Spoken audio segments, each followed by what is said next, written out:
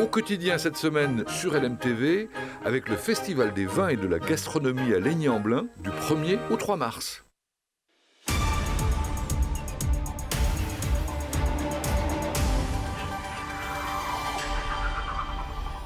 Mesdames, Messieurs, bonsoir et bienvenue dans Au quotidien avec moi ce soir Anthony Piton. Bonsoir Anthony. Bonsoir Enzo, bonsoir à tous. Dans un instant, votre invité dans le JT, eh bien, c'est le porte-parole du collectif contre l'entrepôt géant de Chéréo. Et c'est peut-être la fin du combat de Franck Rolland et des membres de son collectif. Vendredi dernier, le commissaire enquêteur a rendu un avis défavorable à la demande d'autorisation environnementale pour la réalisation de cette plateforme logistique XXL à Chéréo. Et dans la suite, on va parler de slam avec Alexandre Sepré qui présente un seul en scène intitulé « Que le texte ». Ça, c'est à partir de 18h45. Mais tout de suite, vous le savez, place à l'actu.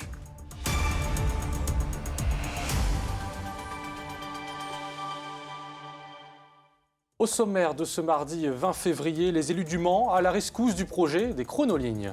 Oui, alors que le sujet fait polémique depuis qu'un collectif de riverains s'est monté, Stéphane Le Foll persiste et signe.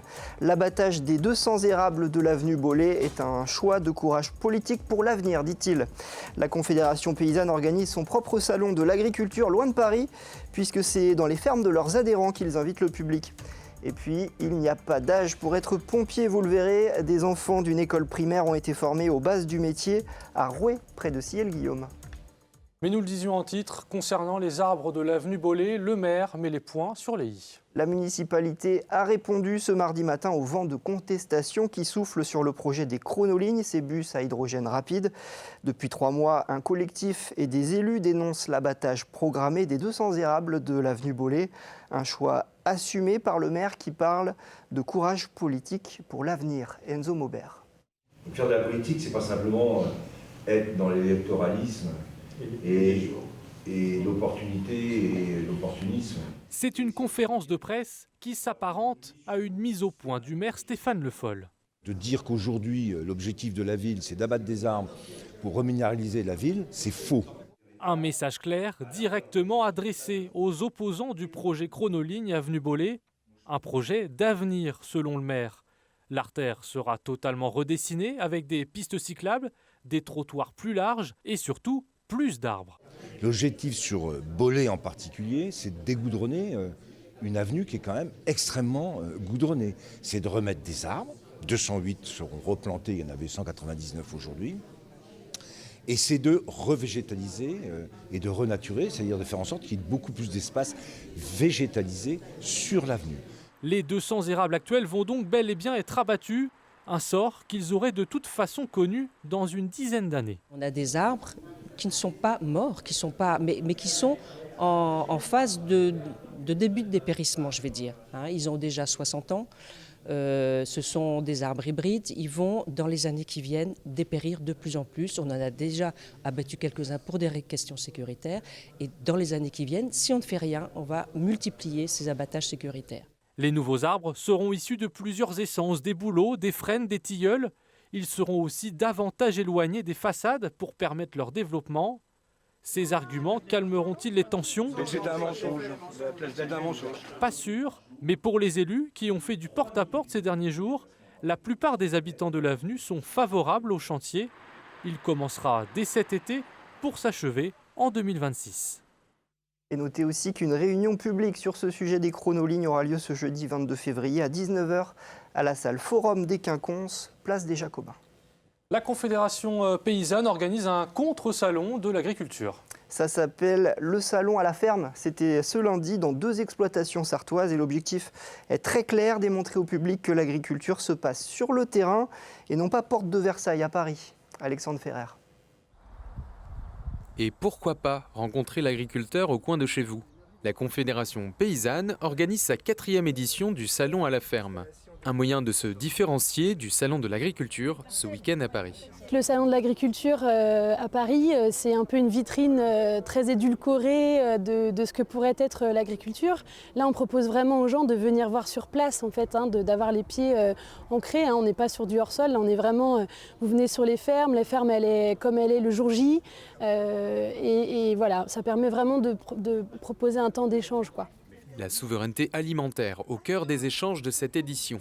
Certains élus venus sur place partagent cette même vision du Salon de l'agriculture. C'est effectivement une approche plus terrain et du coup de se rendre compte de ce que c'est vraiment et moins le côté la grande foire, expo qui a des intérêts. Mais ça permet aussi de montrer comment une agriculture elle est impliquée dans son territoire, comment elle participe à la vie locale, à l'aménagement du paysage et puis aux besoins du voisin, du riverain, de l'école du village. Donc il y a une plus grande proximité. Le même jour, le syndicat propose un salon à Écomois en élevage bovin et l'autre, ici, à la chapelle Saint-Aubin, chez ce maraîcher. J'aime beaucoup accueillir pour des visites, pour faire découvrir mon activité et c'était une occasion de le faire. C'est pas la peine de faire 200 km pour aller voir ça plus loin. Faut toquer à la porte du voisin pour voir ce qui se passe. Et je pense que c'est ce qu'il y a de mieux pour créer des relations derrière. Pour eux, c'est très clair, ils ne se rendront pas ce week-end à Paris. La Confédération paysanne compte renouveler son salon à la ferme l'année prochaine. Les salariés d'Inalta appelés à la grève. Un préavis a été déposé par la CGT pour la journée du jeudi 22 février. Le syndicat prévoit un rassemblement à 14 h au siège d'Inalta, l'association d'action sociale et éducative. Au cœur des mécontentements, un nouveau dispositif pour gérer les veilles et les relais mis en place par la direction. Selon le syndicat, il fragilise un service déjà surchargé de travail et qui ne parvient pas à recruter. Sur notre plateau ce soir, le porte-parole du collectif Luynes Sartoise Environnement. Depuis 2 ans, ses membres multiplient les réunions pour s'opposer au projet logistique de la société GLP à Chéréo. Bonsoir Franck Rolland. Bonsoir à vous. Alors le commissaire enquêteur a rendu un avis défavorable suite à l'enquête publique au sujet de la création de 2 entrepôts XXL sur la zone du Coutier à Chéréo. On parle d'un projet de plus de 130 000 m² en tout de construction. Est-ce que c'est une victoire pour vous, cet avis défavorable aujourd'hui ? Disons qu'on peut dire que c'est une avancée positive et un essai qu'il nous faut transformer, puisque d'autres décisions doivent être prises, notamment par le maire de la commune de Chéréo et du préfet pour valider effectivement cet avis défavorable à ce projet. Donc nous sommes sur la bonne voie et ça effectivement, il y a eu une grande dynamique qui s'est créée au niveau de la population, puisque c'est la première fois depuis des décennies qu'il y a des réunions publiques que nous avons organisées, puisque malheureusement les autorités compétentes ne l'ont pas faites, et surtout qu'il y a eu plus d'une centaine de contributions pour un territoire qui est le territoire qu'on connaît de 20-25 000 habitants sur le Luynes Sartoise. Donc c'est une très bonne nouvelle pour l'écologie et pour les habitants, puisque nous défendons finalement la qualité de vie et du cadre de vie. C'est une étape de franchie dans votre opposition à ce projet. L'enquête publique, elle a été fortement aussi défavorable. Il y a 99 avis défavorables qui ont été émis sur 107 avis dans cette enquête publique. Comment vos membres ont accueilli cette nouvelle, c'est sorti vendredi dernier, cet avis du commissaire enquêteur? Une nouvelle rassurante sur la méthode qui s'appelle l'enquête publique, puisque souvent c'est quand même une décision extrêmement rare lorsqu'il y a ce type de projet qu'il y a un avis défavorable. Une envie d'aller plus loin, de poursuivre et puis de pouvoir réfléchir tous ensemble sur comment au mieux utiliser effectivement ces 40 hectares, si en tout cas le projet ne se fait pas, puisque nous ne sommes pas des opposants mais des proposants, et on est intimement persuadé que ces 40 hectares pourraient être utilisés d'une autre façon pour la protection de l'environnement, la souveraineté alimentaire, la réindustrialisation de la France.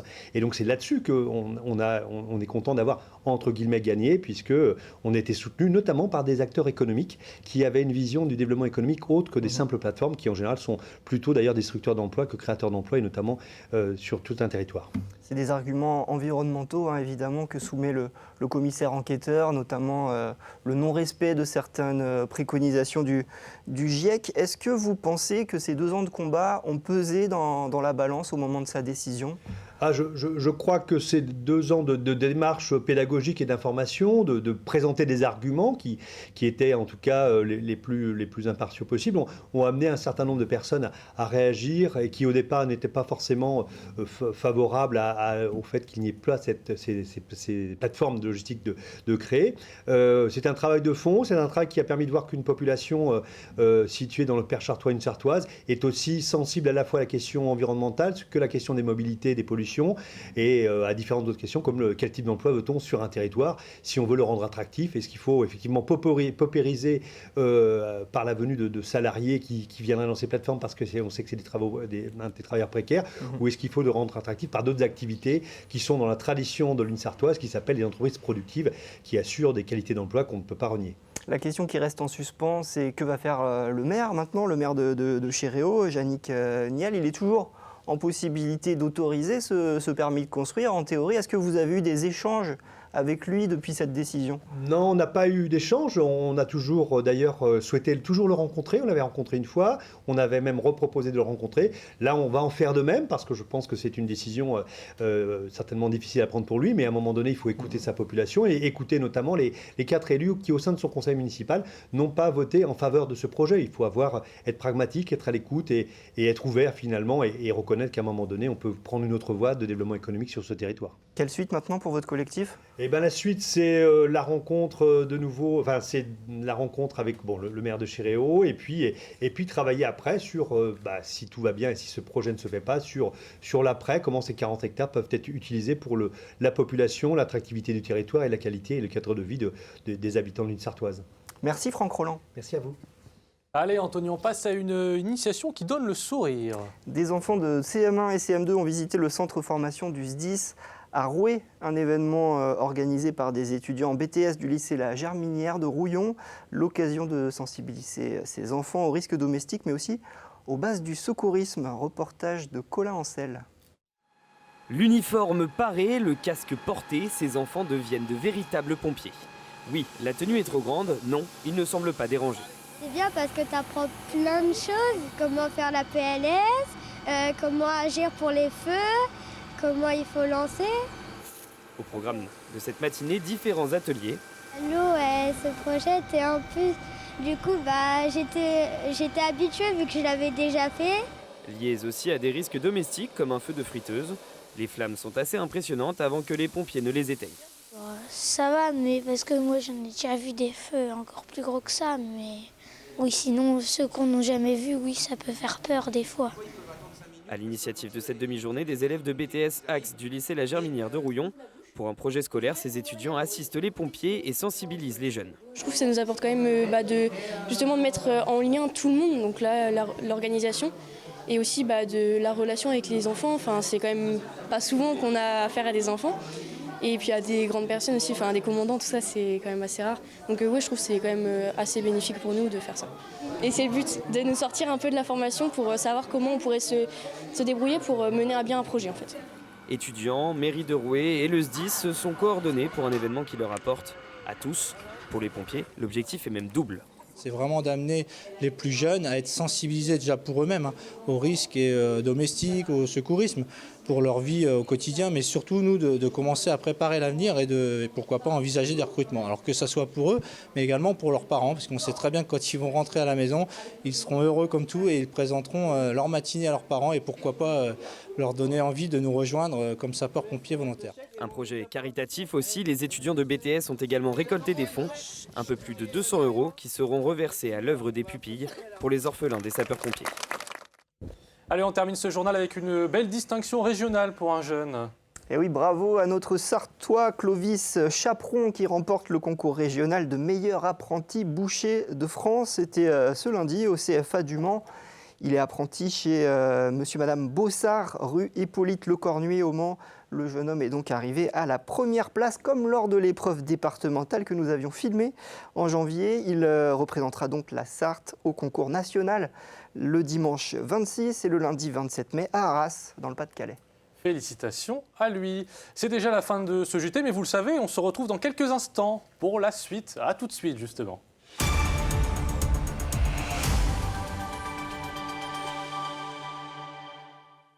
Au quotidien cette semaine sur LMTV, avec le Festival des vins et de la gastronomie à Laigny-en-Blain du 1er au 3 mars.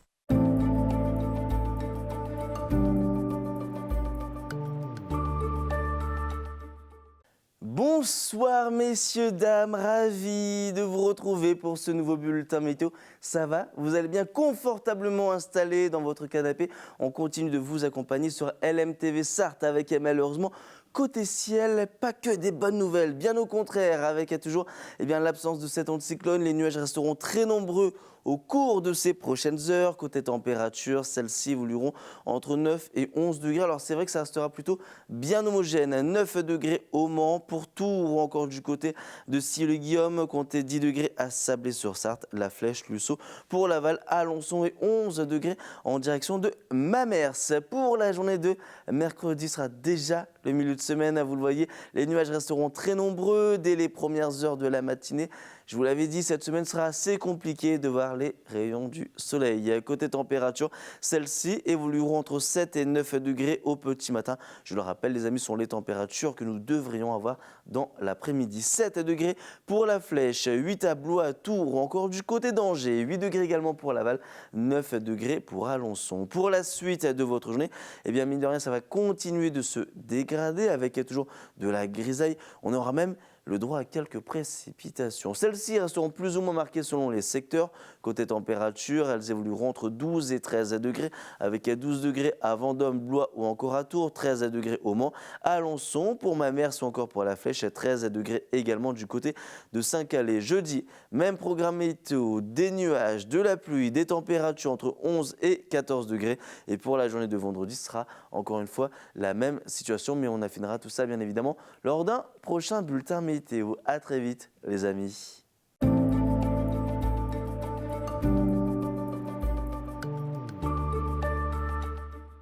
Au quotidien cette semaine sur LMTV, avec le Festival des vins et de la gastronomie à Laigny-en-Blain du 1er au 3 mars.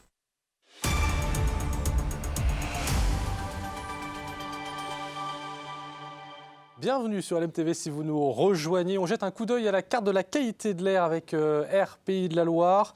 Les concentrations en ozone observées depuis plusieurs jours se maintiennent à des niveaux conduisant à des indices de qualité de l'air moyens. La situation météorologique que connaît actuellement la région et le renforcement du vent attendu demain favoriseront la dispersion des autres polluants. Voilà Anthony. Alexandre Sepré, bonsoir. Bonsoir. Le public vous connaît sous le nom HDW. Vous êtes slammer, cette discipline popularisée en France par... le slam, popularisé en France par Grand Corps Malade. Et après plusieurs projets en équipe, vous revenez avec une création qui s'appelle Que le texte, que vous jouerez le 2 mars à la médiathèque Aragon au Mans. Vous êtes seul en scène, a cappella. Est-ce que ce n'est pas en quelque sorte un retour vers un slam plus authentique ? Oui et non, parce que oui, c'est plus proche du slam tel qu'il a été créé à la fin des années 80 par Mark Smith aux États-Unis. Pas d'artifice, pas de technique, rapport avec le public direct, mais c'est 50 minutes et je suis tout seul, là où d'habitude les scènes slam, on est vraiment une dizaine. Et être seul justement, ça change quoi ? Ça change qu'on ne peut pas tricher, c'est ce qui m'intéresse aussi dans le slam. Ça change qu'il y a un travail de comédien qui a été plus poussé, fait avec un metteur en scène qui s'appelle Yannick Nedelec, qui est un artiste tourangeau que j'admire beaucoup, que j'ai rencontré il y a 10 ans, et qui était vraiment le profil idéal pour ce genre de projet, parce que lui a été slammer, multi-récompensé, auteur, metteur en scène, mais aussi a eu une carrière d'enseignant. Et comme c'est un spectacle qui joue pas mal en établissement scolaire, il avait voilà. Du monde aussi, non, ouais. Même d'autres médailles aussi, mais voilà, quelqu'un que j'aime beaucoup. Et on a fait une semaine de création en juin dernier au théâtre de Chaoué et à Allonne. Voilà, il ne m'a pas lâché d'une semaine, de 8 heures par jour quasiment tous les jours, mais c'est ce qu'il fallait pour en arriver à ça. Et on imagine qu'il y a une interaction du coup avec le public qui se crée. Si vous êtes seul, ça doit créer des échanges. C'est ça, le public. Une aide quelque part. C'est ça, et puis il faut rythmer ça en fait, parce que je suis tout seul pendant 50 minutes, je ne peux pas tricher, donc il faut aller le chercher. J'invite à ce qu'il me donne de la voix, des mots, des cris, voilà, il y a des gestes. C'est très important qu'il soit inclus vraiment à la création, parce que déjà c'est l'identité du slam. On casse le 4e mur, le public n'est pas passif, il est partie prenante du spectacle, et aussi parce que j'ai besoin de le sentir avec moi, de rigoler, de le faire réagir. Le slam, c'est d'abord du texte. Quelle thématique vous allez aborder pendant ce seul en scène ? Alors j'en ai 3 qui sont un peu les 3 piliers de ce que je fais depuis plusieurs années, à savoir le traitement de la violence sociale, tout ce qui est idéal, poursuite de l'absolu et la déconstruction sentimentale. Voilà, et j'ai encore un projet qui arrivera sur ces 3 piliers dans quelques années et ensuite je passerai à autre chose. Et ça raconte une histoire. C'est ça, c'est l'histoire d'un jeune poète qui rêve d'écrire le plus beau texte du monde, c'est son ambition spirituelle. Et pour ça, il s'appuie sur un ouvrage qu'il a glané sur un site d'occasion, un ouvrage qui s'intitule « Rédiger un poème en 7 jours pour les nazes », dont il va appliquer les enseignements stricto sensu. Et évidemment, ça ne va pas du tout marcher. Ça a été une longue écriture, je crois. Hein. C'est un projet qui est né il y a assez longtemps, dans l'idée déjà. Ouais, premier texte 2016, alors après ça a été échelonné, hein, ça n'a pas été tout d'un coup, mais je fonctionne comme ça, moi j'écris d'abord sur ce qui m'importe, et ensuite, une fois que j'ai suffisamment de matière, je me dis tiens, comment je peux relier tout ça ? Donc que le texte, est-ce que vraiment on doit s'attendre à la disparition de tous les artifices, juste vous et un micro ? Non. Mais je ne vais pas tout dévoiler non plus, mais il y a des petits happenings, il y a des petites choses quand même qui interviennent pendant le spectacle. Voilà, ça fait partie du jeu aussi. Donc c'est 50 minutes de spectacle, c'est gratuit à la médiathèque Aragon, le 2 mars à 16h. Faut réserver, comment ça se passe ? Pas de réservation, il faut se présenter sur place. Donc voilà, j'espère qu'il y aura assez de monde, mais j'espère qu'il n'y aura pas trop de monde non plus, parce qu'on ne peut pas dépasser la jauge. Et puis c'est un peu l'horaire idéal, c'est l'après-midi, c'est pas en soirée, c'est gratuit, donc vraiment tout public à partir de 13 ans. Il y a d'autres dates, mais après ça sera ailleurs en France qu'il faudra venir vous voir. Hors département, depuis le début de la saison, voilà, la résidence en juin, elle a bien fonctionné, donc il est programmé un petit peu sur tout le territoire, Loiret, Vendée, Provence, Bretagne. Voilà, c'est une grande chance, j'adore tourner et aller à la rencontre d'autres publics, voir d'autres lieux, c'est super. Merci beaucoup à vous, Alexandre Merci Sepré. beaucoup. Et donc, vous l'avez dit, Anthony, le 2 mars à 16h pour aller voir du slam. On joue maintenant ? Et oui, on joue 2 gagnants à trouver ce soir pour 2 places par personne pour le Festival des vins et de la gastronomie. C'est du côté de Laigné-en-Belin. C'est les 1er, 2 et 3 mars. Regardez la question qu'on vous pose ce soir. Aujourd'hui, gagnez 2 places pour le Festival des vins et de la gastronomie en répondant à la question suivante. En 1999, le Club des loisirs a organisé une Coupe de France de chevaux cross, rallycross ou de motocross. Envoyez votre réponse par mail à jeu@lmtv.fr. Bonne chance à tous. La réponse est facile, Anthony, non ? Ouais, moi je sais. Donc, mais on ne va pas le dire aux téléspectateurs et aux téléspectatrices pour qu'ils puissent jouer et donc remporter ces 2 places. Eh bien, c'est déjà la fin de ce quotidien. On est mardi, donc le mardi, on regarde, Anthony. Plus belle la Sarthe. Plus belle ma Sarthe. Plus belle ma Sarthe. Plus belle ma Sarthe avec Bruno Palmé. Et ce soir, on va découvrir un très charmant petit village, direction Torcé-en-Vallée. 1486 habitants précisément, je crois. De mémoire, vous voyez tout de suite ça avec Bruno Palmé. Bonne soirée, merci et à demain.